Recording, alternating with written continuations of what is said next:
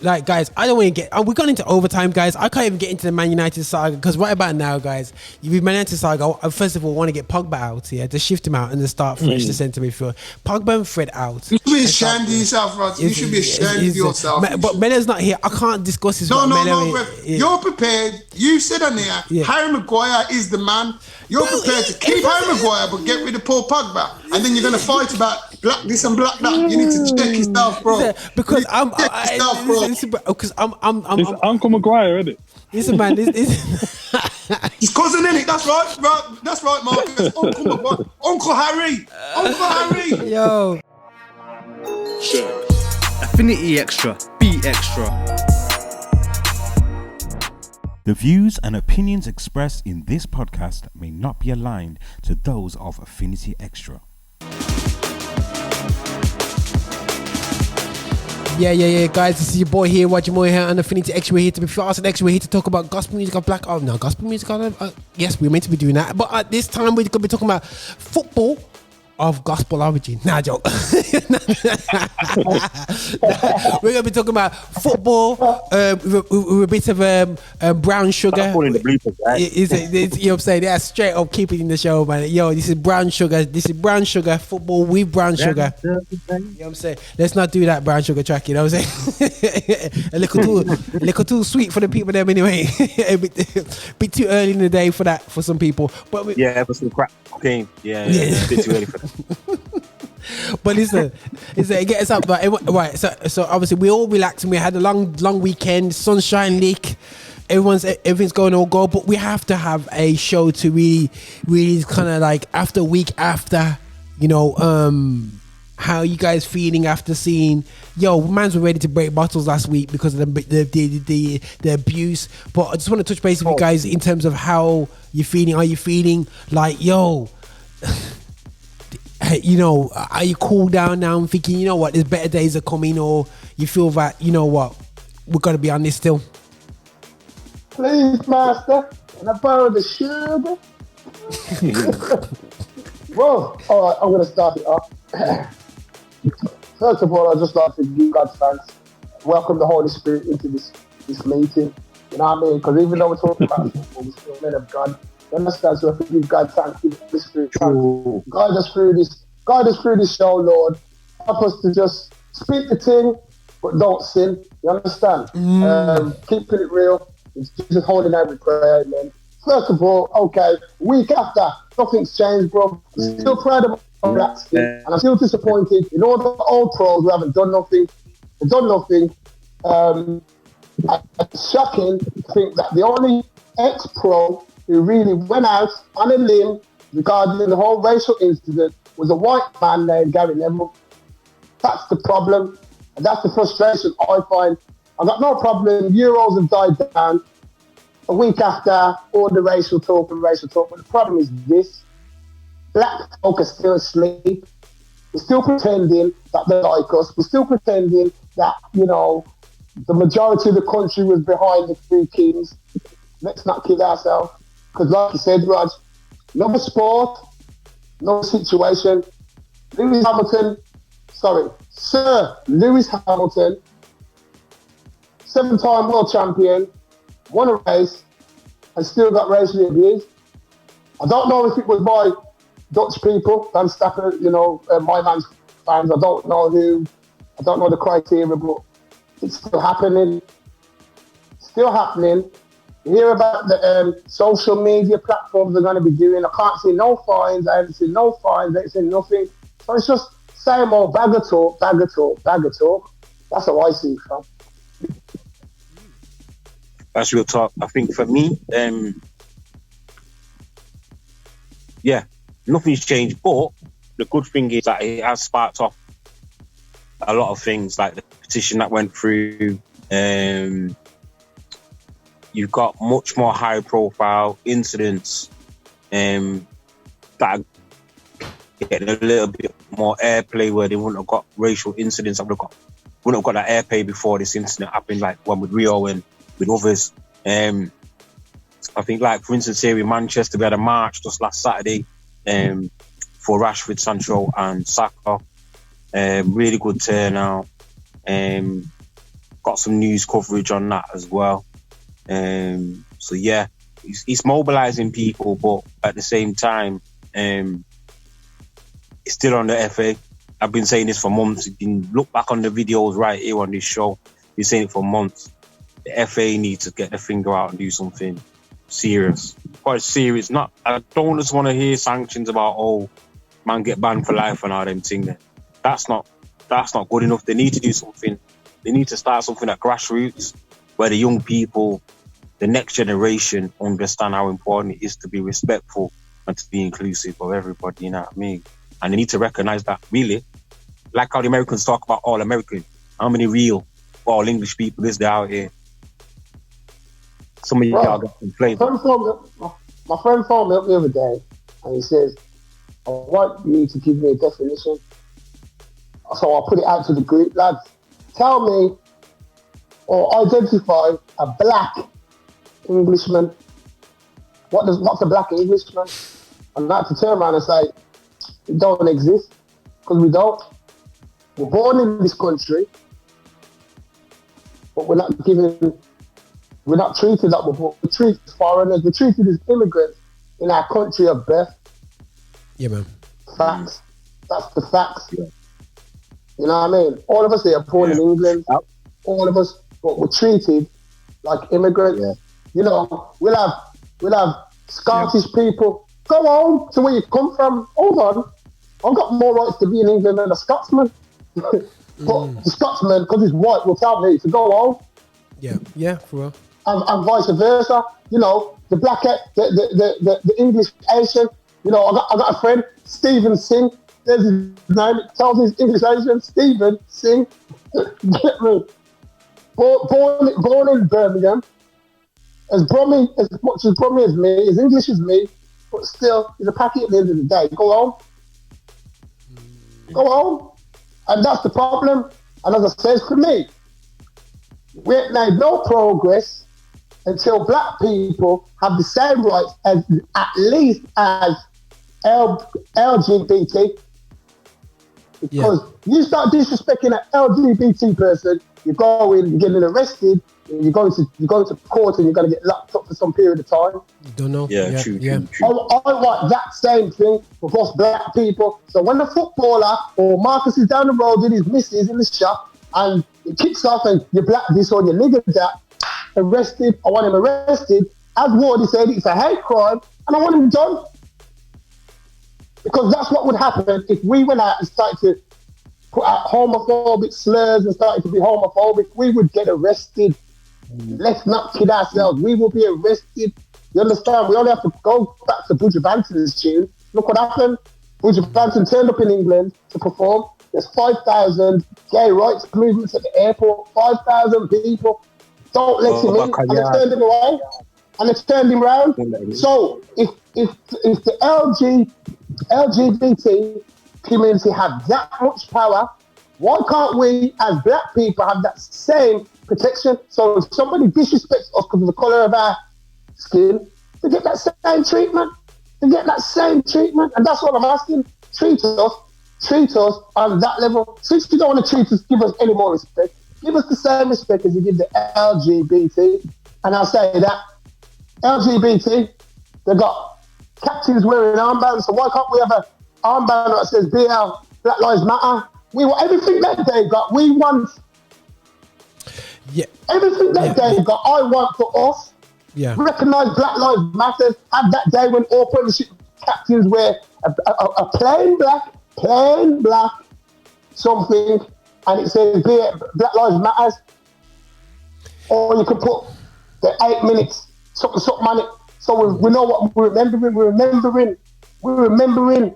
So they can, it's called education. They have educating. So when little white Mark sees Captain Wes Morgan, for instance, with what does that say, mummy? Oh, that's for Black Lives Matter. So what's that? Oh, that's when the police officer had his knee on George Floyd for 8 minutes and blah, blah. So the kid knows. That's why they kept the knee, because of incidents like that around the world. That's what we need. We need Bayern Munich wanting to put all black around their stadium to represent us. The same way they wanted to put the rainbow to represent LGBT. LGBT are better than us. You know what the problem is, though, Anthony? Yeah, right. See, Roger, you asked at the very beginning. You know, how do you feel? You know, a week after and everything else like that. For me, I feel just as angry as I did the last day of the thing. I'll tell you why. Because I kind of feel like there's a volcano erupting, and like like I feel like it's going to take just something ridiculous that's going to happen. Yeah, right, and it will just come spilling up because, like, you know, we are human after, you know, at the end of the day, and things will boil up, and at some point there will be a reaction. Because, you know, it doesn't matter if you're you know, you're black, Asian, you know, Chinese, if you're a Christian, non-Christian, yeah, right? You're feeling these feelings, you know what I'm saying? And at some point it's going to erupt.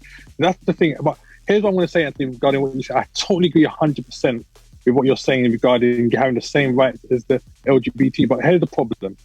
The problem with the Black Lives Matter and all these football players speaking out and all this kind of stuff is, yeah, right, is that they're momentary things. Do you understand? Yes. So he will speak and say what he's saying then. A couple of people say what they're saying. So basically, you think about it, yeah, the Euros happened, a week ago.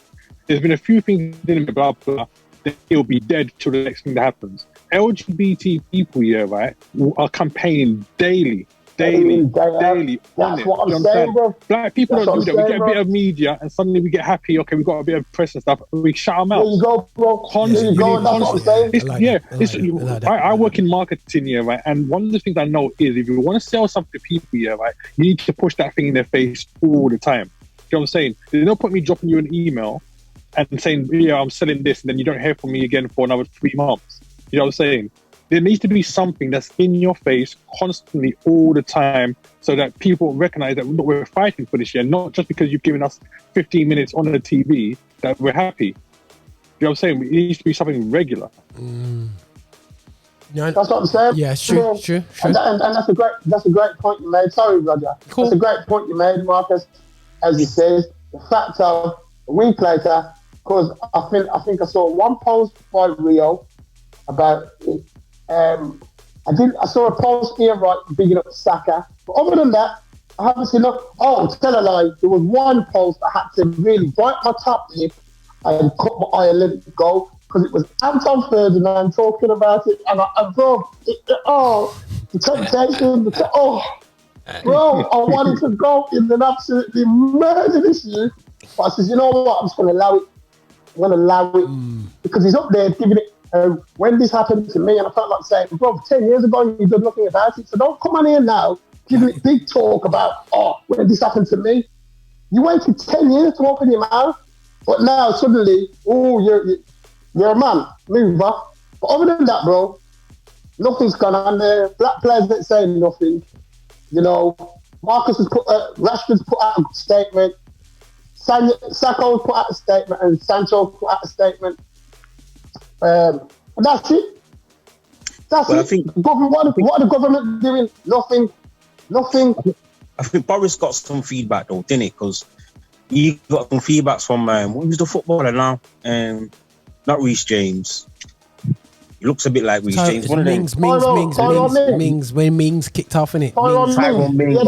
Yeah. He said what he said, bro. But what I'm saying is, what's happened since? Like Marcus says, we get all these. We're winning a point here with a jab there and a little cross there. We're licking the round, but we're going to use the fight unanimous because we ain't doing enough. And that's the point. Like Marcus said, that is the problem we have as black people. And this is what I'm saying. Like Marcus says, the LGBT they will campaign and campaign and campaign and campaign. Well, that's what we need to do. Start campaign, bro. This has been going on for hundreds and hundreds of years. LGBT has just come one day and look at the power LGBT have got right apart now. Brother, you see the weekend we did a march for Marcus on Saturday, yeah. Mm-hmm. Marcus, Sancho, and Saka, yeah. I was one of 3 people that was in that march. One of 3 black people. Sorry, I was one of 3 black people that was in that march. Wow. So what? You know what I'm saying? And this is Manchester. This is his hometown. You know what I mean, brother? This is what I'm saying, fam. This is what I'm saying. Embarrassing. But the thing is, it's crazy because you look on the media, right, and you're thinking, okay, it's Black Lives Matter. This is a defense for us getting equal rights, but the people are doing the defending. 80% are white. Where's all the black people? 100%, Exactly, bro. That's what I'm saying. That's the embarrassing thing, bro. That's the embarrassing thing. White people are getting more offended than our own people, fam. Yeah. But that's when we know we've got serious issues when white people are feeling more offended than our own. But the thing is, guys, we have to. I'm not justifying black people not being in it, because I do feel that, again, I go back to the church. I feel like the church, I was just in church, and I still feel that when you say Black Lives Matter, it's like saying a dirt word, you know what I mean? When you say it to black Christians or white Christians, it's a very scary word, because it's the press that's been around Black Lives Matter, they're more scared of that than it is about saying LGBT. You know, I walked into Costa and I looked, and they've got the LGBT cups. Yeah, the woman tried to sell me one. I was like, oh, nah. Hold up, in church? No, in Costa. Yeah, in Costa. Oh, in Costa. In Costa, man. You know, so got in Costa. But I was thinking to myself, it'd be interesting if they had a Black Lives Matter cup come out for Costa. Would they do that? You know what I'm saying? But it's like you said, it's not. I'm thinking it's a choice is above something that we are. You know what I mean? It's really scary for me that aspect of the reality show is that we're not respected as a people. But a lot of it is down to, like you said, Mello, there's nobody galvanizing our people, bro. We're so disenfranchised. We're so individualistic. The situation is like my son's saying, oh, he's going to get racially abused. You know, let's slip over to Lewis Hamilton. Lewis Hamilton went out his way. He's by far the best ever driver England, if not the world, has ever had when it comes to F1, best ever. But there's always that doubt over him. I'm sure if Nigel Mansell walked into the room and Hamilton came in the same room, you know who they'd be all hugging. Nigel Mansell. I guarantee they'd have a Mansell day. They'd have a Nigel Mansell day. Yeah. Or even a David Coulthard day. Yeah, what I mean, Damon Hill, man. You know what I'm saying? They'll be all getting gassed over there. Hill, yeah. They'll be getting gassed about them guys, but they won't be getting the tall gas with Hamilton, you know, and him. Yeah, them man are Hall of Fame. Them man are Hall of Famers, but they're not going to talk about Hamilton. They're not going to make a big deal out of Hamilton. But then, he's dominating. That's the thing, though, Mello. When we look at it, like you said, they're Hall of Famers, right? But Hall of Famers that haven't accomplished even half the stuff that Hamilton has. Exactly. You understand? And this is why I said that I've got mixed feelings when it comes to Lewis Hamilton, because by far, for me, he's the best F1 racer that I've ever seen or heard of. That's just by far. And I'm not even an F1 fan. You know what I'm saying? Yeah. So, but I look at him and I say to myself, you know what? This guy here, right, he's definitely doing bits that, you know what I'm saying? He's really broken Schumacher's record. You know what I'm saying? Yeah, he's beaten Schumacher. That's for me, right? For me, I look at him and I'm thinking, this guy is next level. But this is the thing for me. The abuse he's getting, this ain't the first time. You know what I'm saying? It might have been more extreme, but it's not the first time he's getting it here, right? But I was frustrated to see, listen, dude, with all that's going on, with all the racial stuff around right now, in football and other sports, you're getting this racial abuse yourself, even before the weekend one year, right? And you win the race and you're still going around the track with your British flag flying around. I just don't get it. Yo, it should be wearing in that situation, I'm racing just for me.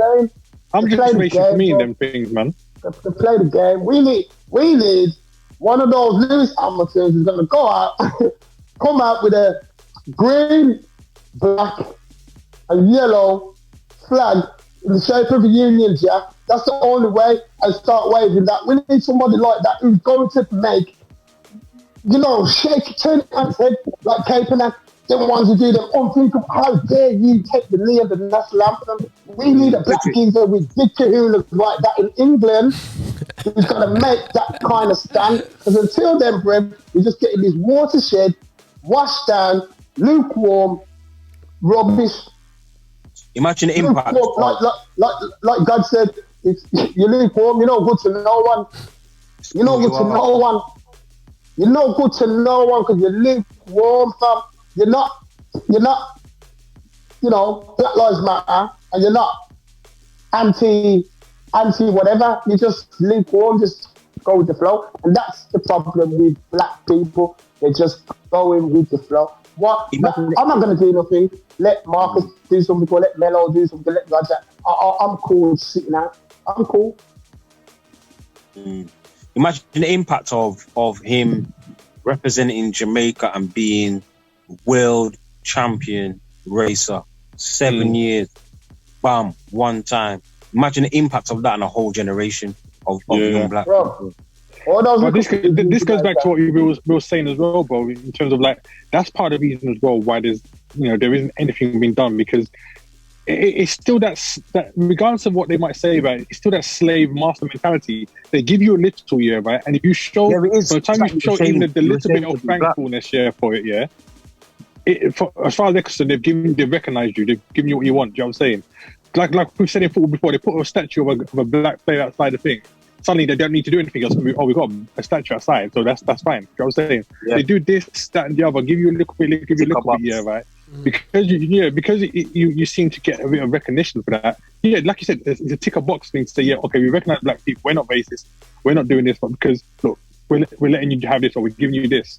And black people have been so like, take that and happy. Once they got that thing box, don't challenge it. I've got, I'm a title winner now, so I don't need to say anything. I've got my money, I've got my thing, blah blah. You know what I'm saying? Or I'm playing at a top club now. You know what I'm saying? Getting how much money a week? I don't need to say nothing now, because they obviously like me. They're paying me, and they call me your right son and all this kind of. You know what I'm saying? We get a little bit of something, and we're just happy to stay in a box. We don't fight and say, we've got this year, but still we need to fight because of these other reasons that's going on. And that's the thing we got to understand here, is that when you get into a war, you know what I'm saying? A war is a long time thing. You know what I'm saying? And in that war, you might send a couple members of your soldiers to go and fight in that corner, a couple to go and fight over there, blah blah. And because them ones over there defeated those in that area, it doesn't mean the battle's over. You know what I'm saying? You have to be constantly fighting and making sure that you're doing what you can to win the war. You know what I'm saying? And the fact is, we don't. We win a couple battles, right? And then what happens is the whole army just goes into a little rest. You know what I'm saying? The thing is, we've not even got no infiltrators. Infiltrators that are actually... There's man that we're getting on the inside, but it's not like they're studying how this thing works from the inside and then going back and saying, right, bam, let's do this. You've got a lot of perpetrators that are just accepting dibby little contracts, but they're not getting no anchors. Look at BBC and Sky and ESPN or whatever. You'll never see a black anchor, but there'll always be black commentators or guests that are going to come in, and even if they're on their regular. Same with the basketball in America. There's always a white anchor. You get me? Always a white anchor. You know what I mean? And it's the same in the UK. They're saying, we've got all these black faces on TV now, so we can tick 6 boxes, so they can't say that we're racist. But at the same time, none of them are anchors. None of them are actually leading any of those shows. There's something. But listen, guys, I don't know if you guys watched it. I'll put in a group, Patrice Evra's response to what happened. I don't know if anyone watched it. I bet you guys I haven't watched it yet. Okay. So because he turned around and said it's not what black players need to do is start walking off the pitch. He actually said they need to walk off the pitch because he made a stand. He made a stand before, and he said on the post, he said when it was, because Peach Ever was like a big baller to them then when he was going over there, and they said, you're French. He said when he made his stand, because something kicked off in the background that he wasn't happy with, and I think it was race orientated, and he stood up and he counted the cost, and he got banned for a number of games for France. But he stood up, and I believe it's from what he's saying, it sounds like to do with his blackness. I don't know what happened, but he backed up one of his plays. He said it's not until you and he said I had to do that, and when I came back, I was Patrice Evra, the Senegalese. You know what I'm saying? When he come back, the same way they refer to us as Jamaican when they're ready or whatever they're still the same way they treat him over there. And he says it has to stop, but the only way it can stop is you top ballers have to make the stand. You guys have to walk off pitches. You guys got to refuse to pay. You all, he said every single one of you all talk to each other, walk off the pitch and refuse to play. That's when you're going to see things change. But no one got Can you imagine if Sterling, Saka, Sancho, Bellingham, all the black players in the World Cup in the Euros? Bro, FIFA have a hard time. But England would be dead, bro. But England would have made it to the final, bro. Is it? England would be dead, bro. But the thing is, I'm looking at the Premiership. If the black players all stayed in and no one came out the place, yeah, black and brown players, yeah, whichever way you want to call it, yeah, so there'll be no games. Could not play the games. It could not play the games. Maybe a couple teams could play it. Crystal Palace finished. You know what I mean? I couldn't play. Man United got a few darkies around there, couldn't play. We've got even more now, bro. There you go, bro. That's what I'm saying. So all the teams would suffer. But as you said, the problem is nobody wants to take on the mantle. Everybody's a coward. Yeah, until they retire. And that's why I personally went out and bigged up Tyrone Mings, because I says, Tyrone, at first I've invited him onto this show, I've invited him onto my other podcast, and I says, the reason I'm inviting you because I got respect for you, because you haven't waited for your professional career to finish before you opened up your mouth about being black and being proud of being black. So with that, take a bow. Enough respect for boxing down the Asian woman. I don't know what, you see, this is what I'm talking about. The Asian woman's got a load of chat about booing players. You're Asian, love. Look at your name, Pretty Patel. Come on, you're Asian. But she's in charge of immigration as well. Exactly, bro. Exactly. She's the one encouraging England fans to boo theirs when they're taking the name. But you're Asian. What's wrong with you?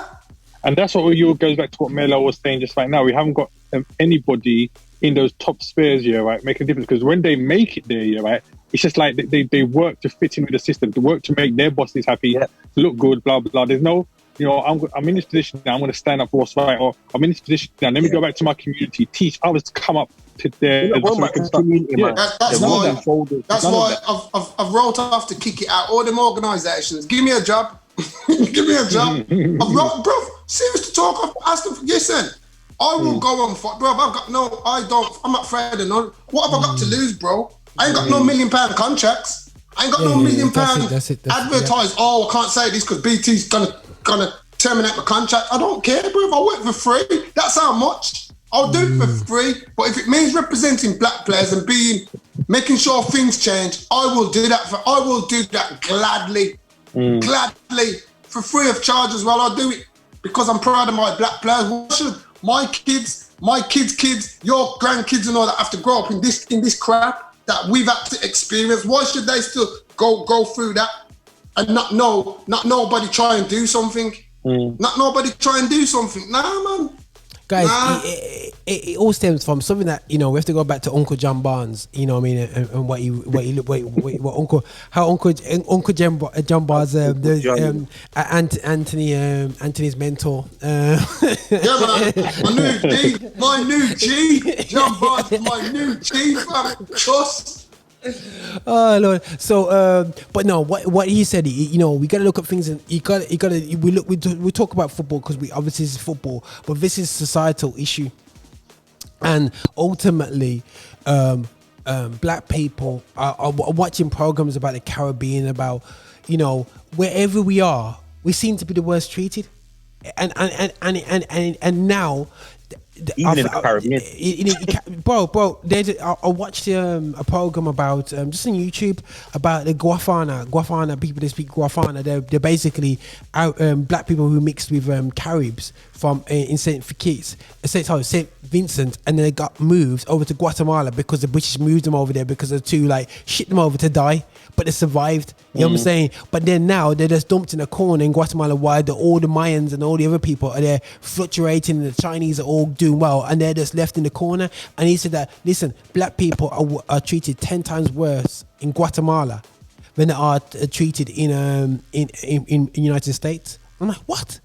You know what I mean? So it seems like we always, is it by accident or by choice? So football just is a reflection of society, and then people have to just get their head around it. We are in and this is the problem is, guys, where's Archbishop Canterbury?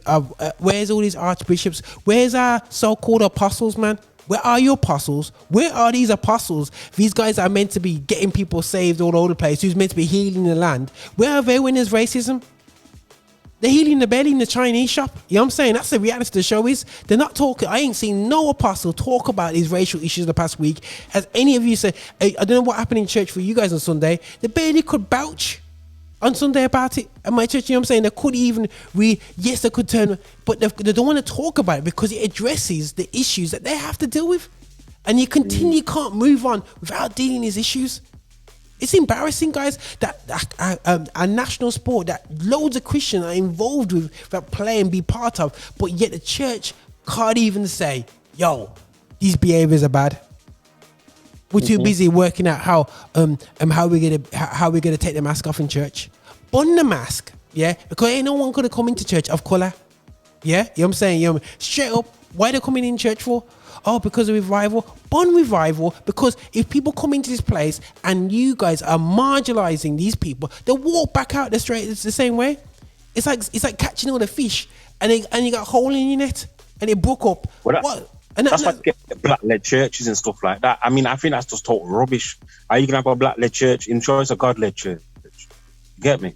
So I don't understand, but because of the way how we've been treated in a set way, you know, I find that with my local church, sometimes I see the black people, the worship leaders, singing rock music. And I'm like, where's the cultural diversity? All right, fair enough, 1 or 2 track, fair enough, but every song. Nah, man. You guys are from the motherland, clean. You know what I mean?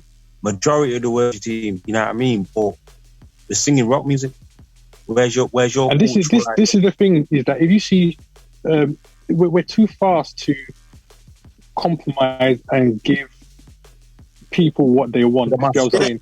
And I don't. I'm see. You know what? I'm going to say it straight. You know, right? If you go to a predominantly white church, you know what I'm saying? And like, you know, where I'm talking about them ones where you can like spot the black person, maybe 3-4 black people in the church. Yeah, there's no way you're going to go to that church here, right? And every Sunday you turn up, you're going to hear them playing reggae and that kind of stuff, kind of style in the praise and worship. No way. Brother. So why must we get rid of our roots and everything else in terms of how we? Because I can tell you now, when I was going back in St. Lucia, right, I wasn't hearing no Hillsong. Every tune was a tune like it was a soca vibe, a reggae vibe. Everybody moving and everything in the church. That's the roots. You know what I'm saying? That's the roots. So why are you here now? All you want to do is play your hill songs, or like you said, your soft rock and stuff like that. Because like I said, if you go to a predominantly white church, and these people are my brothers and sisters in Christ, but I'm telling you now, you will not go to those churches, you know, rocking and 3 Sundays out of 4 a month here, you hear reggae music and stuff like that. It's just not going to happen. It's not going to happen. It's real talk, Marcus. It's real talk. But we always compromise, and I think now, guys, we always compromise. That's right, bro. We're always compromise. Always. I said, and compromise sounds like this. Yes, master. Straight up. Yes, master. Yeah. You know what I'm saying? That's how it sounds like. And please, master, can I borrow some sugar? Don't forget, you know, when you're thinking about, even something trivial, not even trivial, but like you're going for a job, we have to automatically have a mindset when we're going for a job to act like a white person. Yeah. We gotta go more white to get the job. Yeah. If you call me and I don't know that number, I'm giving you my white man voice. Yeah. You get me? I'm like, hello. Hi. You know what I mean? You know what I mean? Because it could be a money call, you know what I'm saying? But the point is, you're putting it on because that's seen as the professional, that's seen as the, you know what I mean? Yeah, no, 100%. 100%. No, but it's 100%. And the thing is, we've always had to be white to be successful. But if these things are colonially taught, this is how deep it is, guys. We've been taught to have a high tea, to have the spoons the way they're meant to be spoons. This is how we set the table for the master, and this is how we've been told. We've been told that this is the way things go. And I'm afraid when it comes to going back to the football element of what we're doing here, we still have to come out this master mode and actually say, listen. What is wrong is wrong. You know what I'm saying? What is right, you know what I'm saying? And we're going to be on this case, guys, you know what I'm saying? And for me, I really want to push something we've been talking about it, it's just happened. But what breaks my heart is that my son is saying, oh, you know what's going to happen next? So the children, our next generation is normalizing racism. That's what racism is. It's been normalized. Yeah. So we need to break that normalization. In a way, Roger, Sorry, go on. So yeah, in a way, I'm kind of. It might sound weird to say, but I'm kind of glad that your sons are saying that, because it's showing me that they already know how the world is working. Because the fact is that what even if they've said it, it's sad to say. The fact is, in most circumstances, that's the truth. Do you know what I'm saying? Yeah. You know, after the Euros, you're seeing what they're saying in the media about this movie or they did for Rashford and stuff like that. None of that impressed me. I never once clapped or talked to anybody about it here. Like, I just thought to myself, this is just another nonsense thing. You guys just going to put on the media there's a movie, or we're giving you a movie, and that goes back to what I was saying earlier. Yeah, so what, we're going to clap our hands and say, oh, at least we got a movie, so they recognise. No, we don't want a picture on the wall. You know what I'm saying? We don't want a statue outside the building. We want the fair treatment all round. We don't want, come on now, you know, things that you're going to just put on there that's going to grab dirt and dust, you know, each day from the time they go. No, we're talking about lifestyle here, life changing things. You know, so when I saw that mural, it meant nothing to me whatsoever. I would not clap my hand. I would not post about it. Nothing, because to me that's just nothing at all. This is why I have ratings for Rashford. Yeah, like when he did the initial. He raised awareness for the feeding the kids and stuff like that, and then they actually ended up having to do it because of the media storm and stuff like that. But then even when Boris turned around and says, "Nah, I'm not looking at me in the half terms," and that's the worst time, 6 weeks holidays, you know, half term holidays and stuff like that during the pandemic, not feeding them. Boris was like, "Well, no, can't afford to be doing that rare tear." The father Marcus put his foot down and says, "Listen, you can't be doing that. You can't be half-hearted. You can't be dealing with no half measures. We'll find a way to do it. If you ain't going to do it, we'll find a way to do it." The man had to do a U-turn. So I have to give him his props. You know what I mean? The moral thing, yeah, it's a long thing. And even though they've cleaned up the racism that was on it, do you really think if he has a couple of bad games for England again, he's not going to get desecrated again? Yeah, of course. He doesn't even have a bad game for England. He can have bad games for Man United and he'll get it. Do you know what I'm saying? That's it. And we've seen that. Yeah. We've seen that already. And the local support. This is me. We've spoke about this on this thread, and it's a shame, you know, without disrespecting Marcus, but for me, the same way you can have that passion to feed people, you should have that same passion about the black skin. Look at your mom. When you see your mom every day, when you listen to read Marcus Rashford's story that his mom and what she had to do and all those things should spur every person on to know my mum had to go.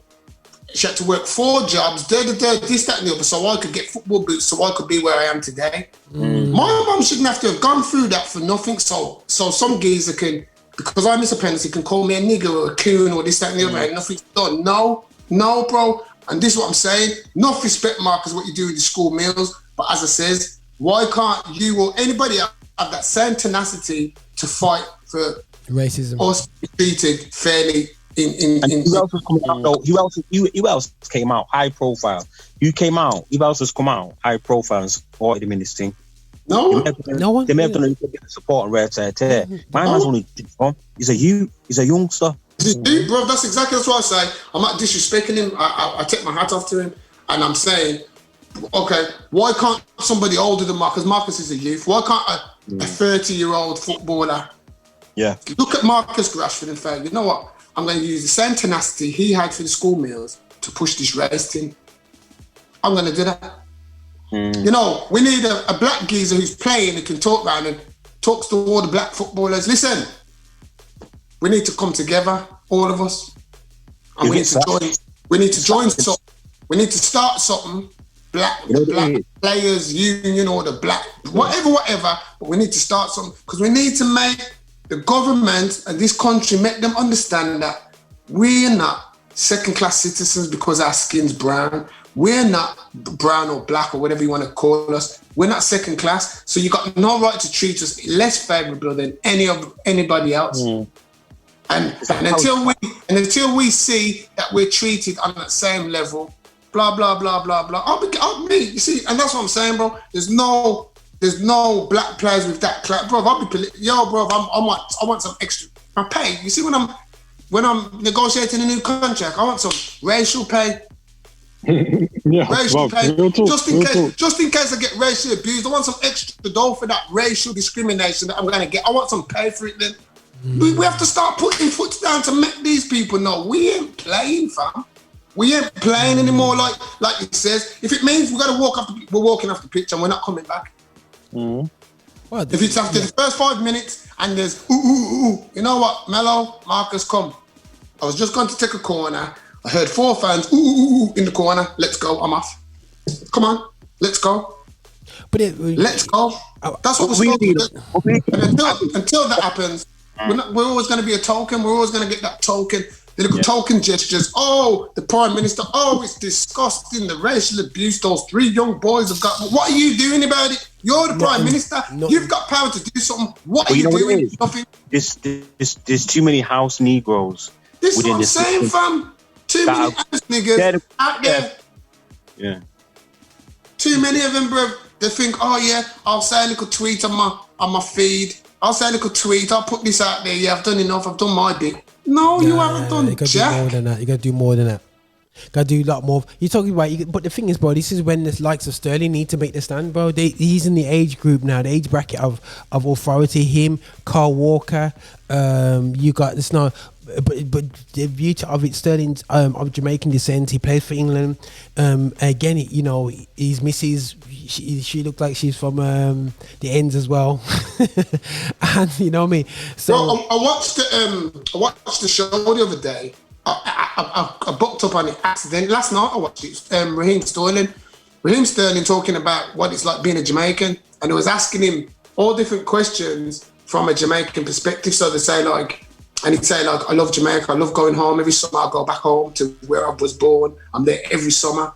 You know, Jamaica's my team, blah, blah, blah, blah, blah. And it was interesting. Then after that, have you go onto YouTube and put in, I am Leon Bailey. Watch his story.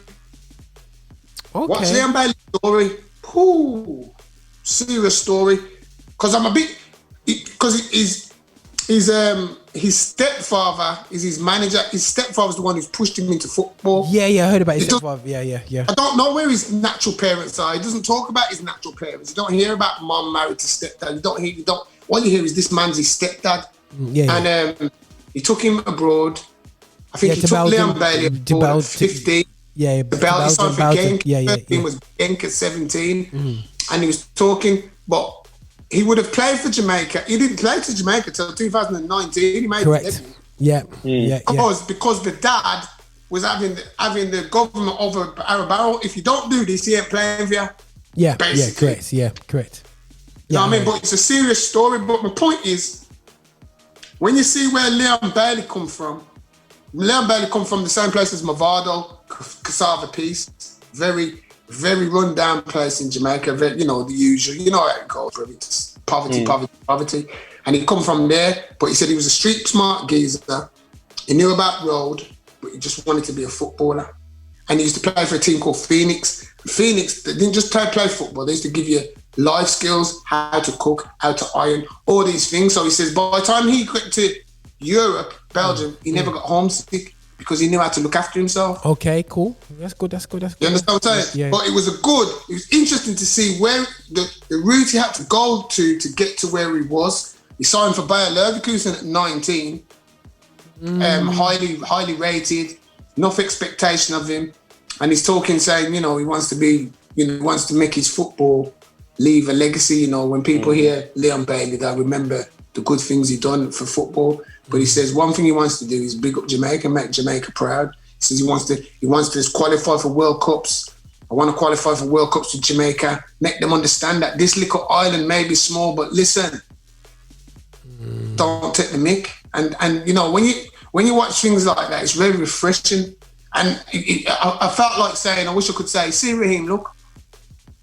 Yeah. You know, he's come from the same route as you, fam. He didn't sell out to wear no 3 lines on his chest. He didn't do that, bro. He wanted to play for his country where he was born. And you know, I can't take that away from Leon Bailey. Enough respect. I mean, don't get me wrong, I like Raheem Sterling for what he's done, but he didn't have to do that. Just like all those Dassayis and all those other ones that didn't have to, like Wan-Bissaka. Wan-Bissaka needs to go and play for his African country. That's what he needs to go and do now. Congo. Wherever it is, that's where he needs to. He needs to sort it out now. Like, who did it? What's his name? He used to play for Everton, Crystal Palace. Lassie. Oh, has he done it? Yannick Balassi, he's from the Congo. He's gone Congo. And then you've got what's his name? Hudson Odoi. Hudson Odoi is on Ghana. Yeah. So he's gone to Ghana. So guys, you know, I do feel that, you know, there's a awakening, and I think there's a self reflection. Go on. Ravel Morrison, born and bred in Manchester, playing for Jamaica. Come on, fam. Come on, fam. You know what I mean? Yeah. Come on. And they're getting smart. Hopefully Greenwood will as well. But I think what's going on... I can't see Greenwood doing it personally. I can't see. Nah. I can't see. I think it's too close to the north to too the. Bro, he's earmarked for England to. I can't see. I'd love him to do it. It'd be good if he did it. Enough respect, but I can't see him doing it. I cannot see him turn his back on England to go and play for Jamaica. It doesn't not Mason Greenwood. It doesn't look like he's cultured. No. It doesn't look cultured. Not Mason Greenwood. Yeah. I can't see that happening. Yeah. He's too English, and he's got Jadon Sancho and all them. Man, you with him now. Come on, he ain't doing that. Yeah. I hear that they're still, yeah. But we're talking on the note of that, man. I don't know if you guys been keeping an eye on the Gold Cup. Is that where Jamaica are playing? Yeah. Yeah, I've been watching it. Guadeloupe, the big Guadeloupe 2-1. The beat. I've been watching it still. Yeah. Because I'm looking to buy my Jamaica top. Yeah, I'm going in, bro. My granddaughter's getting the Jamaica kit and everything. Born you free, Lions, mate. That's all I'm saying. That's all I'm saying. That's all I'm saying. What's the thing? I don't know, Marcus. Have you caught up any bits and bobs of it? Yeah. Any highlights, the odd game highlights, stuff like that. Yes. I mean, the Jamaica, it was nice to see them win. They didn't really dominate the games. Yeah, you know what I'm saying? But they got something. And unfortunately, there was one game I caught. I think I sent it in the group. The guy scored some crazy goal, man. I was like, yes, come through, brother. Yeah, man. Yeah. So, yeah, man. They got some good ballers. Yeah, they got some good ballers, definitely. I think they need to work on their passing game. But if you put the ball in front of them in front of the goal, them guys will... they'll whip their foot through that, man. Bro, if they've got all them players that they recruited, they said, and Andre Gray, Damare Gray, and Ravel Morrison, listen, they've got the nucleus to get a team to the World Cup. Yeah, 100%. Simple things, bro. Easy, because a lot of them... they're top of their table right now, right? A lot of them internationals from Jamaica, they're playing in America now, in MLS. A lot that's where they're getting them most from MLS. Mm-hmm. You know what I mean? So... you got the MLS players and then you got the Prem players. Dean's son's supposed to be going out there. I'm not too sure if that's the true. Everton are looking him as well, looking to bring him over from Bayer. Bring him back to England. Yeah, so Damare Gray should be coming over. That's surprising. Because he's only been there since January. Probably can't settle. Or.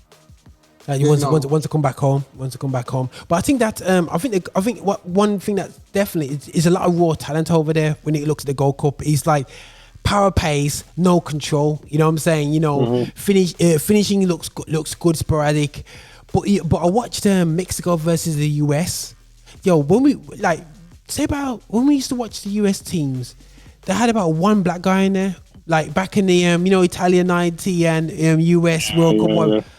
These teams now are full of black players. The first team and the second team. Doesn't know, bro. Athleticism. Nothing's better than the black player, bro.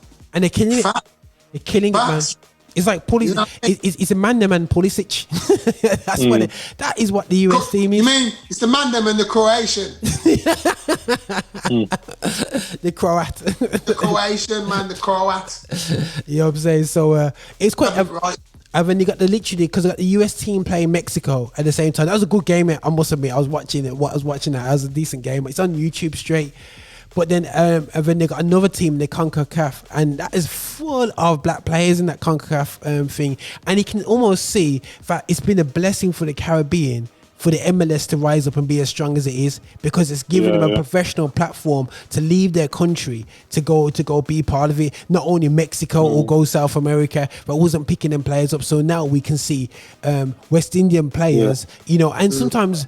You know, when we look at the West Indies, I don't know for yourself, Anthony. When we look at the West Indies, we think of Jamaica, St. Kitts, and that, but we quickly forget that you got El Salvador. You've got all these countries that are very influenced by Caribbean culture. You know, we just see them as they're not Latino totally. The Guyanese, Suriname, all these countries are seen as Caribbean, not Latino countries, and Honduras.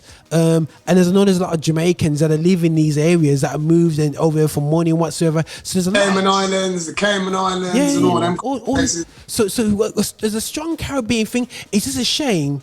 I don't know. Why do you think there was never a Caribbean football team? We have a cricket team. No, there would have been, Bob. And that's I think I mentioned it in one of the earlier podcasts that we did, that in the early 70s, when they was trying to put the federation together, that was all part of the plan, was to have the federation where it's just like a link of all the islands, similar to like having an EU, but the Caribbean version. And out of that, they would have made, similar to the West Indian cricket team, they would have made a West Indian football team, and then done the same thing for the athletics as well. Rather than have like Jamaica send sprinters, this country send sprinters, they would just had like a Caribbean thing, just similar to how Great Britain have like all their things representing the athletics. But because of that whole fight about where the headquarters are going to be, you know, black people already, everybody wants to get involved in. We want it. So the whole thing fell apart. But it was close to having that. So it would have been good to see. But yeah, I mean, in terms of the MLS thing, I think that was inevitable. That you know, eventually we was going to see an influx of the players, because that was already happening in athletics. I mean, around all the Caribbean islands now, especially Jamaica, when they're doing like athletics in the schools and all that kind of stuff, they hold like an end of year big competition, and that's always over in the States, and they've been doing that for decades. You know what I'm saying? So I think it was inevitable that at some point the football was also going to move over there, because I know the same thing was happening with cricket in terms of over here. But yeah, I think at some point it was always going to happen. And I think now that the MLS is really tapping into the Caribbean, and they're seeing, like you said, the raw talent. I think a lot of that talent just needs the right coach to develop it, so that you can get the next generation of football stars coming out of the Caribbean.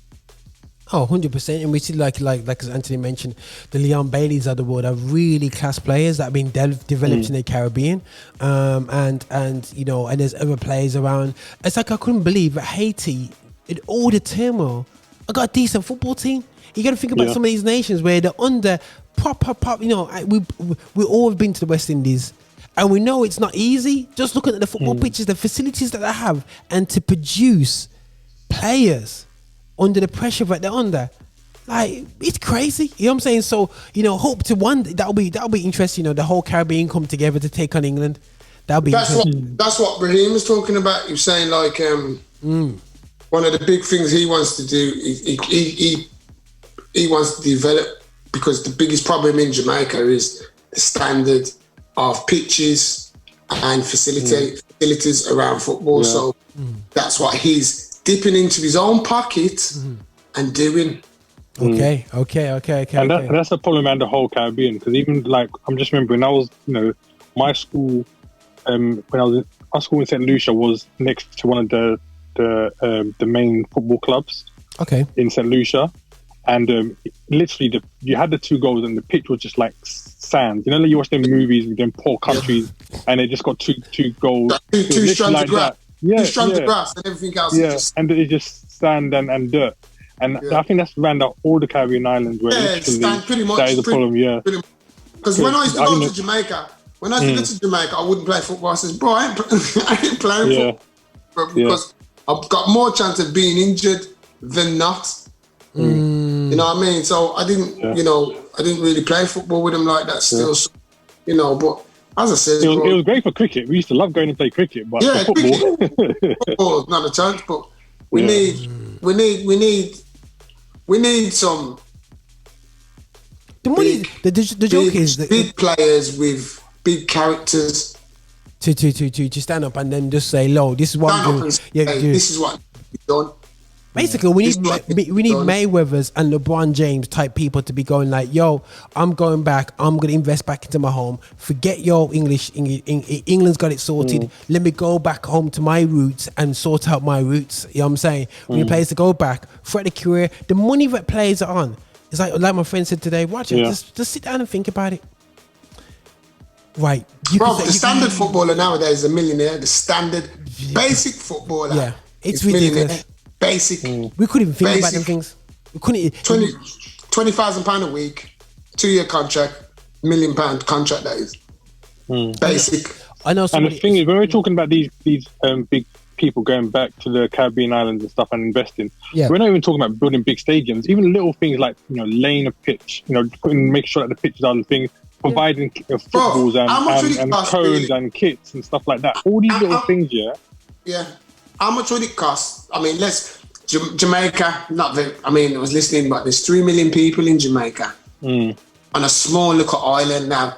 How much would it cost really to put 10 4G pitches in Jamaica? You're trying to tell me Raheem could do that by himself? Let's be honest. Straight.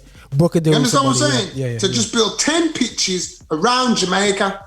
So people, and do the same in St. Lucia, do the same in Barbados, do the same in St. Kitts, do the same in St. Vincent, do the same in Dominican Republic, do the same in Cayman Islands, do the same in Tobago, do the same. You did it all over. And it's not going to cost that though. And we've got a patron say, all right then, we sit here and we kill off Raheem Sterling. So how come we don't say nothing about Dwight York? Wow. Dwight York came from the Caribbean. Dwight York came from Trinidad and Tobago. I didn't see him running back building schools. I didn't see him running back building football. I didn't see him doing nothing, but we all kill Raheem Sterling. There's other people from other islands who need to own. Dwight York's the next one. Let's be real. Dwight York's a black footballer. He's as black as me and Roger put together, bro. And it's still dark. You understand? Yeah. But my point is, we all talk about what John Barnes should have done or Raheem. I say that because my people are from Jamaica, but my point, what I'm saying is... There's other islands, There's other islands out there, fam. There's other islands, and they've had famous players. Guyanese, is it Guyana? Not Guyana, the West Indian one. Is it Guyanese?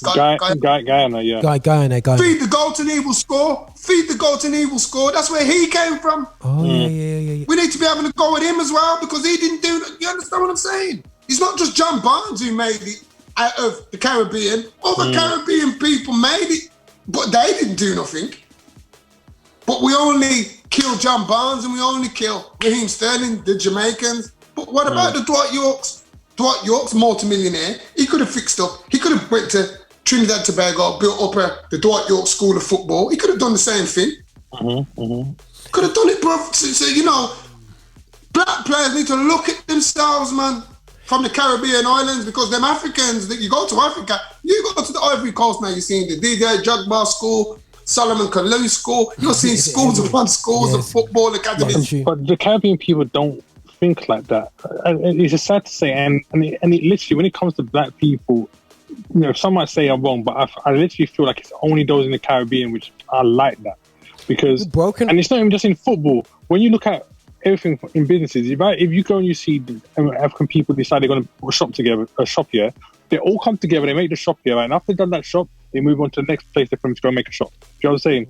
Caribbean people, we build one shop, and then there's a competition about how much, and you know what's the worst? We build a shop here and we become the most expensive shop on the road. So now people don't even want to come to us. Our own people. I'm not going there because it's too cheap. So literally, I think we need to definitely have people like going back and doing stuff. I mean, even down to Defoe as well. Yes, he's born here, but knowing his family personally, I can say that he has got a very, very strong St. Lucian roots. Yes, and he was there all the time. You're right. I've seen it when he did his thing. He's saying he went home and he stopped in his big house and at his grandmother's house and that. Yeah, bro, you're right, bro. And that's so he could have done stuff too. These people need to do more. They need to educate. They're talking about we need to start in our own, as I says, Raheem needs to go and open that Raheem Sterling School of Football in Kingston, Jamaica. He needs to open that, bro. He needs to open that. Yeah. Yeah, and I think Anthony, too many footballers go over there, spend $5,000 a while down holiday, go on the beach, and then do little training session. You know what I'm saying? We give back now, and absolutely joke thing, and I'll call out footballers for that.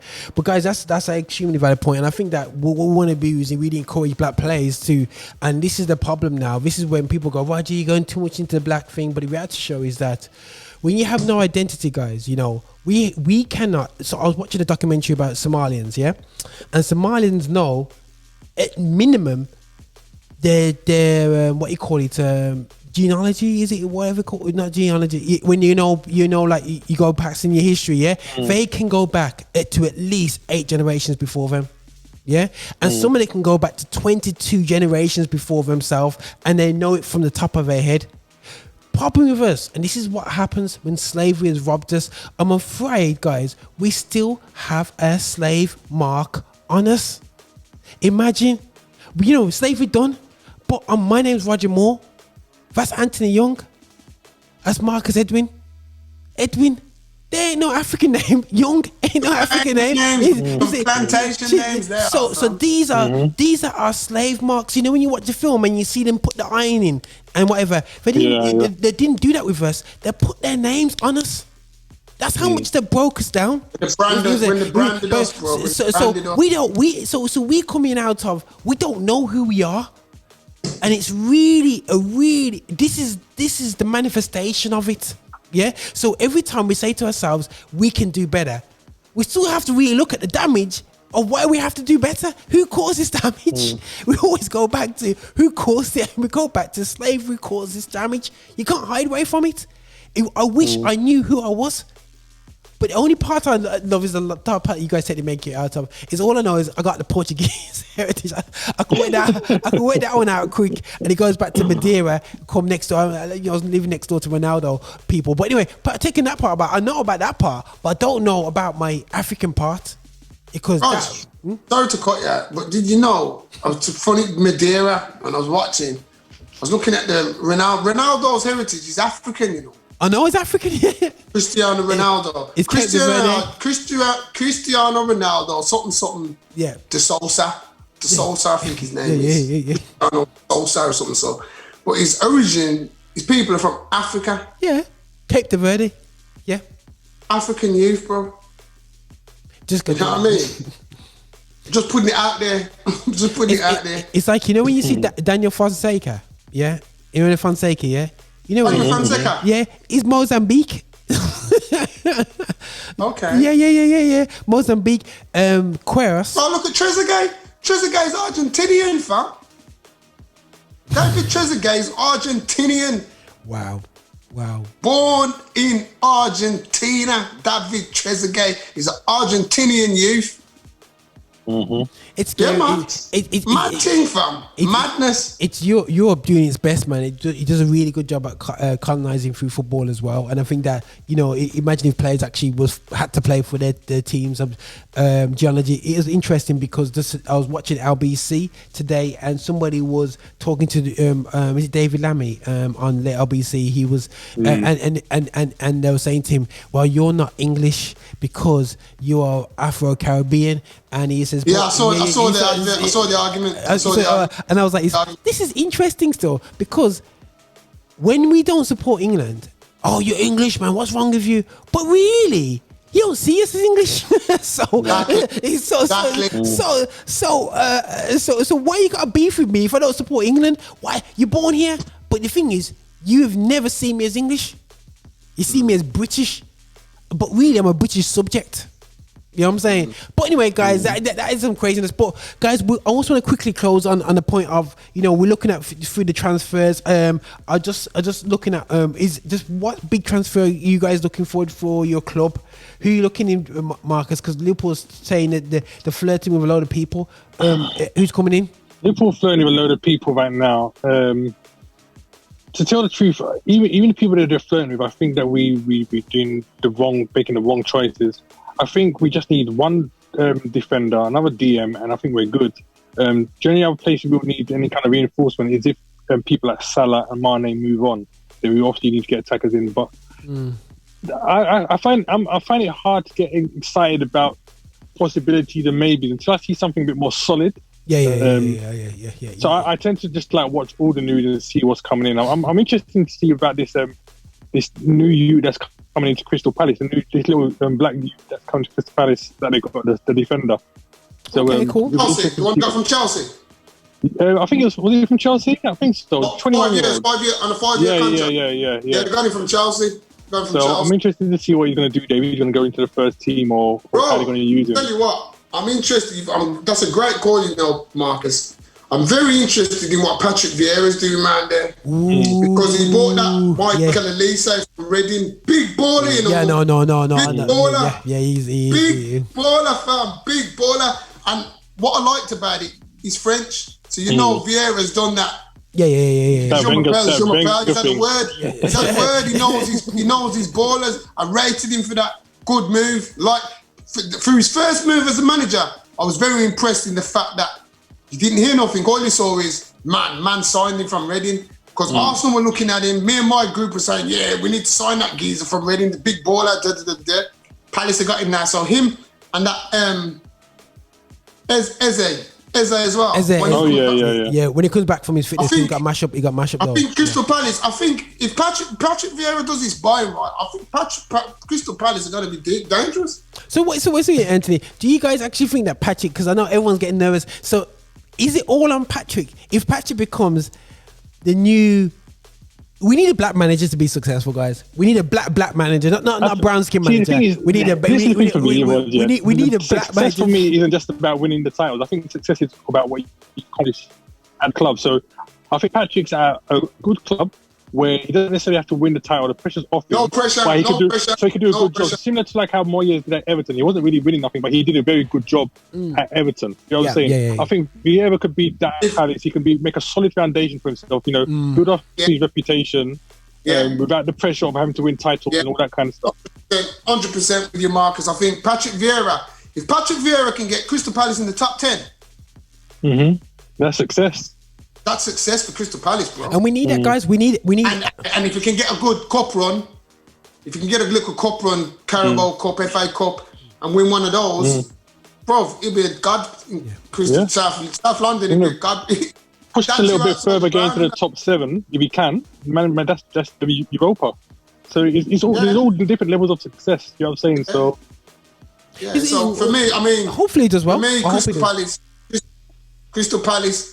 Good. As I said, talking about transfers earlier, I was a bit surprised to see Everton signing Andros Townsend. Yeah, I saw that on a free. Yeah. Okay.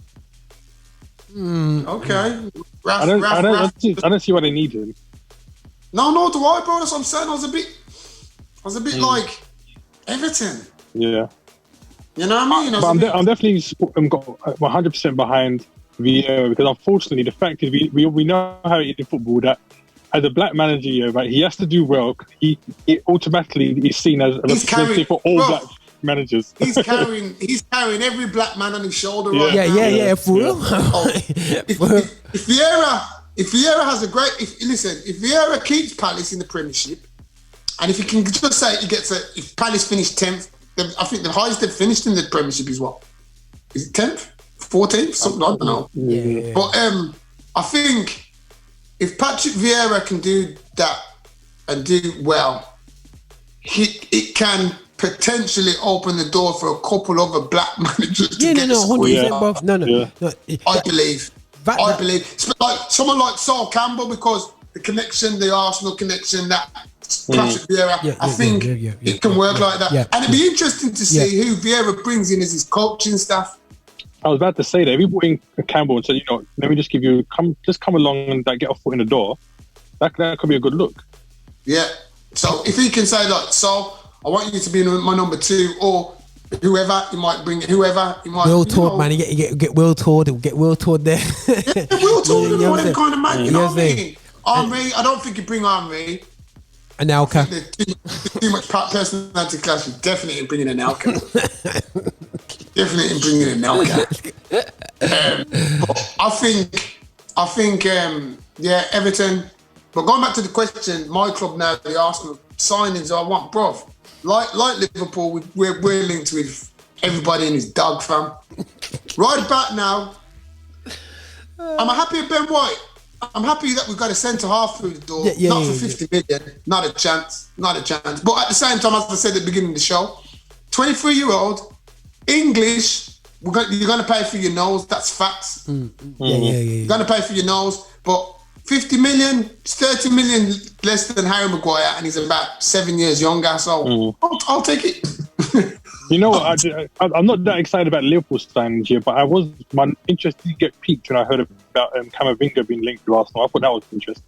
He's been linked, yeah, but you know what? Man United are on him now. Man United are on him hard. Yeah, man. They're on him hard, fam. We're looking at that mean? hard. But I think you need to clear out a bit as well. Arsenal, bro. The problem with Arsenal, we've got a lot of deadwood and nobody wants them because they're crap. And the thing is, the people you want to get rid of, they're older players as well. This is the joke as well. A lot of them players, we would have been able to get rid of them if Wenger was here. But Wenger ain't here now, and a lot of them players, they're just dead, bro. They're just pants, bro. Is Ozil still there? Is Ozil still at Arsenal? Who? Ozil. No, come on, bro. Ozil's in Turkey, mate. No, but it wasn't that on loan? Or was that they bought him? Free transfer, and you got it free. Oh, you got it. He's out. He's totally out of it. Okay, cool. That's cool. And Arsenal finished paying him at the 1st of July. Was their last payment to Mesut Ozil. So Mesut Ozil's got no affiliation to Arsenal now. Okay, cool. Now so I want. We need a new midfielder. I'm after that geezer from Brighton, Basuma. No. Yeah. I want him. I'll be very happy with it. We need a CM or CAM. They talk about Hassim Houar from Lyon. Now, for me, that's another big one because we've just let Matteo Guendouzi go from Arsenal to Marseille on loan initially. That surprised me. Initially, and I think there's a fee involved. Now, for me, Guendouzi is closer to the French national team than Hassim Houar. Hassim Houar is not even near, bro. They don't even talk about him for France. Whereas Guendouzi's made a couple of the senior squads. Now, my argument is this: if we can afford for Guendouzi to go for some student, I think the transfer fee would probably be 20 million, if that, and that's probably euros. But they want us to pay. I don't think we should be paying stupid money for Houar from Lyon. I think 15, 20, take it, see you later. So if we can get Houar, Basuma in, I'll be happy. I think we need to get rid of Eddie Nketiah. Definitely not Arsenal ready. West Ham were interested. I'll take 30 million off there. I'll snap that tomorrow if they're prepared to give me 30 million for Eddie Nketiah. I'll take that tomorrow all day long. 12 million. The Xtra deal needs to go through. But again, after his performance in the Euros, we're giving him away, bro. We're absolutely giving him away at 15 to 20. Bro, Juventus and all them big clubs are after him. Xtra was one of the great players of the tournament for me. I'm just letting you know now. I'm putting it out there. He was class in the midfield. He's 40 yards, 50-yard balls. I've never seen him ping one of them at the Emirates in my life. Yeah, he pulled a Pogba, didn't he? The better performance on the international stage. Yeah, bro. He's a different player for the Swiss. Switzerland, yeah, he is. I didn't even see him give as many tackles away. He don't tackle. But it's like he don't tackle. All he does is pass, give him the ball, and he just... He's like a quarterback. He's giving away fouls for fun. Bro, you see the problem at Arsenal? They're playing him in position.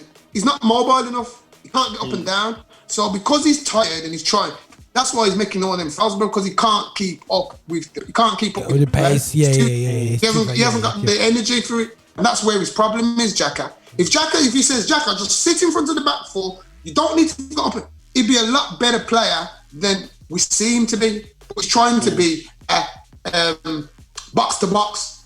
Yeah. And he hasn't got that engine. No, it's not working. That ain't working. It ain't working for him, man. I want Bellerin out. He can go. I want him gone. Would you keep Laka and Aubameyang? I think Laka and Aubameyang. I want Laka and Aubameyang. I want Aubameyang out. I want him gone. I want him gone. I take Would you keep Laka and Aubameyang? I think Laka and Aubameyang. I think you should sell both of them and get a nice younger but quality striker in, man. Oh, then I hear what you're saying, Marcus, but to tell you the truth, I don't see no teams buying them players for no big dough. They're both old now. I think they're finished now. After last season, nobody's buying Aubameyang at big money. No, Aubameyang has to come back and score 25, 26, 27 for him to have them kind of talks again. Because after last season, no one's going to take that risk on him. No one's going to take that risk on him. After last season now, the season before when Barca come and he turned down Barca. Only Barca came out of big clubs, let's be real. Only Barca came. So, I can't see. And if you got rid of Aubameyang, and as you said, Lacazette, I don't know what striker out there Arsenal could afford or potentially try and buy to bring him in. I don't know who you bring in. True. Forget that Haaland talk. Arsenal can't even join that race. Forget that talk. Forget the Mbappe talk. I think Arsenal need a nice nimble guy like a Chiesa. I'm not saying go for Chiesa. I don't think you can afford him. But someone that's young with that kind of ability or the potential to be like him, I think. I think it's just guys. I think they just need to get a couple guys from the French league and just start fresh again. You know what I'm saying? Think, bro. I've still got belief in Lacazette personally. I really do. Yeah. I just think they just need that creative spark who's going to feed them. They need that feeding. They need service, man. They need to be fed. Because Aubameyang's not no Kylian Mbappe, can do things on the left, beat two, and still finish. You can't do that. Nor can Lacazette. They haven't got that in the lockup. Yeah. Pepe now. Pepe can be a big player for us this year. Needs to step up. He needs to step up. I'm thinking. I think this is it. If he doesn't step after this, he needs to go. Yeah. Now, personally, Pepe don't do it this year. He needs to go. This is where you guys missed Zaha for me. You should have put your eggs into Zaha basket. Yes, not Pepe. Yeah, of course we should have bought Zaha. We should have bought Zaha instead of Pepe all day long. All day long. No-brainer. Absolutely no-brainer. You know what I'm saying? People say, "Oh, he's younger," but you know what? There's younger, but somebody who can deliver in the Premiership, and that's it, man. Tried and tested, bro. Yeah, man. Tried and tested. And Zaha, for me, if I bought Zaha for Arsenal, I'd play him down. I'd play him centre forward. Yeah. Because he's got that strength, he's got that African. Because when you see them players trying to kick him off the ball on this, my man's holding off defenders for fun. Yeah, man. Yeah, he does them, and he gets the penalties. You know what I mean? Does them. There you go, bro. So for me, that's me. I'd like, as I said, a midfielder, a DM, an attacking midfielder. I want a new right back because Bellerin has to go. Because right about now, I'm quite happy with Gabriel and Ben White as my centre two pairing. I'm quite happy with them. There's pace, there's strength. Yeah. Left back, we got the new black geezer and Tierney, so that's locked off. We just need the right side now, and I think the back four, we could be all right. Yeah, man. I think we should probably go and make a bid for Wan-Bissaka if Kieran Trippier comes. Don't know. If Kieran Trippier comes to Man United, go for Wan-Bissaka. We can do far worse. Because one thing I know, there's nobody in professional football in English league who can recover a tackle like Wan-Bissaka. That's what I know. I agree with that 100%. That's what I know. He's the best at that, man. 100%. So I'll take him for that. Who would you get, Rod? Guys, I don't want to get. We got into overtime, guys. I can't even get into the Man United saga because right about now, guys, with Man United saga, I first of all want to get Pogba out here to shift him out and to start fresh the centre midfield. Pogba and Fred out. You should be ashamed of yourself, Rod. You should be ashamed of yourself. But Mello's not here. I can't discuss his. No. You're prepared. You said on there, Harry Maguire is the man. You're prepared to keep Harry Maguire but get rid of Paul Pogba, and then you're going to fight about black this and black that. You need to check yourself, bro. Because It's Uncle Maguire, isn't it? Listen, man. His cousin, innit? That's right, Marcus. Uncle Maguire. Uncle Harry. Yo. Listen, man. Maguire had a good tournament, man. He said penalty, man. Top bins, man. Top bins. So did Pogba. But yeah, Pogba made a mistake, man. But anyway, big mistake. But for me, to highlight Paul Pogba, but you won't say nothing when Maguire's getting skinned. No. You ain't got nothing to say. I'm saying that hopefully we get Varane, yeah, in to deal with the pace issues of Maguire. Yeah, Maguire. I don't think Varane's the answer for pace. I don't think he's not that fast. No, but he ain't that fast, bro. He's faster than Lindelof. Switzerland scored 3 past Varane, you know. Let's not get it twisted. Yeah, but Varane was playing when Switzerland scored 3. I just want you to know that. Just remember that, fam. Lindelof or Varane. That's all I'm saying. You know what I mean? I think Varane's available. You see, bro. This is what I'm saying, but you need to check yourself. So where's my Bailly, bro? Bailly, but bro, the Bailly when he first come in. Bailly plays best with Harry Maguire. Harry Maguire knows that Bailly will get him out of jail with his pace. That's why, you know. Watch when Bailly plays with Maguire. Man United look more solid. But Bailly's never been fit for a whole season. Who? Bailly's never been fit for a whole season. He's always been injured. He's always. Yeah, I know that. Yeah. So you need to have. You need. That's what. From that point of view, he needs to start going back to Senegal and eating some of them hard food. Yeah. Straight man. We replenish himself. But with Man United, there's so many players connected. I think attacking wise, I'm nice. I just think we just need to sort out that centre midfield. Which way we're gonna go? Because the thing is, if you go with a diamond, yeah. You play different midfielders. If you go, it's where you play. It's down to formation because he's got the wrong midfielders for the formation that he's trying to do. So it's like a case of you got to play Pogba in the right formation. Pogba can't play in the same team as Bruno. For me, Pogba and Bruno is for that position. And you got Van der Vaart as well. So for me, they've got too many guys who are just trying to fit them into Van der Beek. No, Van der Beek, sorry, Van der Vaart. You remember Van der Vaart, bro, back in the day? Yeah. Raphael, big baller. Yeah, big baller, man, bro. And this is the thing, though. That's why I don't understand why Man United would be interested in Camavinga, because with the midfielders you've got there, I can't see anything different that Camavinga would bring that the guys you got there couldn't do themselves. Yeah, no, 100%. That's you know Man United, bro. One thing about Man United just watch what other clubs do and try and get involved in business. Yeah, that's all they do, bro. They ain't got a clue. They can't spot players. Fergie could never spot a player. All Fergie used to do is watch what Wenger's going for him. He must be a baller. I'm going for him then. That's all Fergie used to do, fam. Facts. Who found Ronaldo? Arsene Wenger. Arsene Wenger found Ronaldo. All Man United did is give us more money. We'll give you more money for him. We'll take him tomorrow. That's all United did, bro. That's what they did. They did it with Mikel Silvestri, Liverpool, Marcus's firm was due to sign him, Houllier, everything was signed, sealed. Fergie came in, gave him a little sweet talk, boom, he's gone Man United. It's what Man United do, bro. It's what Man United do. They don't spot talent. They didn't even spot Ryan Giggs. Man City had Ryan Giggs. Yeah, well, we have feeder teams for Man United right now. We got our feeder teams are Leeds United and the whole league, Premier League, and we buy them for stupid rates afterwards anyway. So yeah, Arsenal. Everybody's been Man United's feeder, apart from Liverpool, really. Because that can't really happen. Oh, we wait for them to go to Real Madrid, then they come to us. Yeah, they go somewhere, then they'll come back. They come back. You say that's the only route. You have to go out to the country to come back in. You know what I mean, through that team anyway.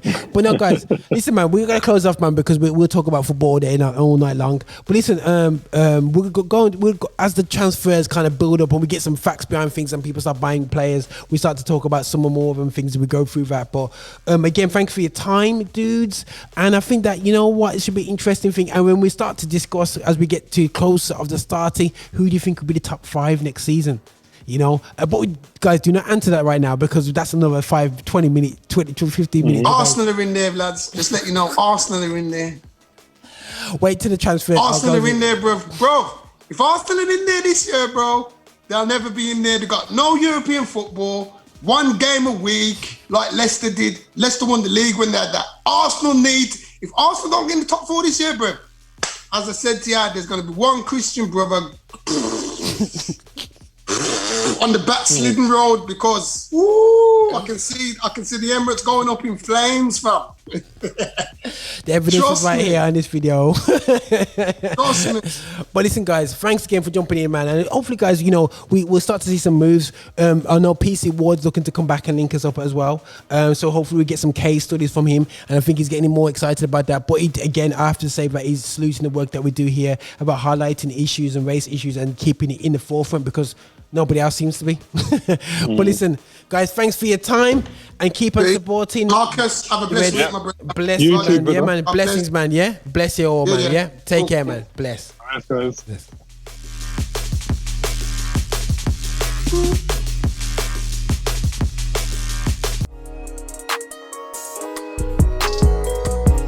Visit us for updates and shows at affinityextra.co.uk.